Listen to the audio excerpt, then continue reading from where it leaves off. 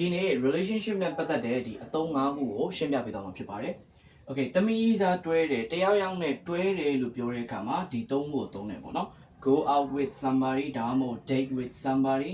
be seeing somebody okay ဒီလိုမျိုးသုံးကြတယ်ပေါ့နော်။ဟုတ်ပြီနော်ဒါသမီးစားတွဲတယ်တယောက်နဲ့တယောက်တွဲနေကြတယ်အဲ့လိုဆိုသုံးတယ်။အပျော်တွဲတယ်ဆိုရင်ကြတော့ဒီအသုံးလေးသုံးလို့ရတယ်။ Go out with somebody casually date with somebody casually အဲ့လိုလည်းပြောလို့ရတာ။ဒါမှမဟုတ်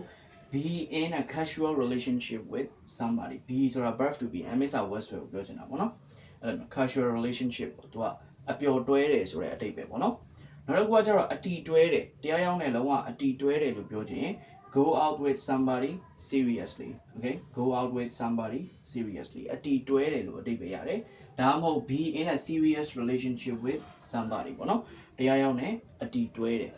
နောက်တစ်ခုကကျတော့အတီတကြတယောက်တည်းကိုတွဲတယ်ပေါ့နော်ဒီတယောက်တည်းနဲ့ပဲမြင်းအတီတကြတွဲတာโอเคဒီတယောက်တည်းကိုပဲတွဲတာအဲ့လိုမျိုးပြောချင်ဒီအသုံးလေးတွေသုံးလို့ရတယ် go study with somebody နောက်တစ်ခုကကျတော့ be exclusive with somebody okay ဒီ exclusive ဆိုတာတီးတန့်တယောက်တည်းကိုတွဲတယ်ဆိုတော့အဓိပ္ပာယ်ရတယ်ပေါ့နော်ဒီ go study with ကကျတော့ဒီမြင်း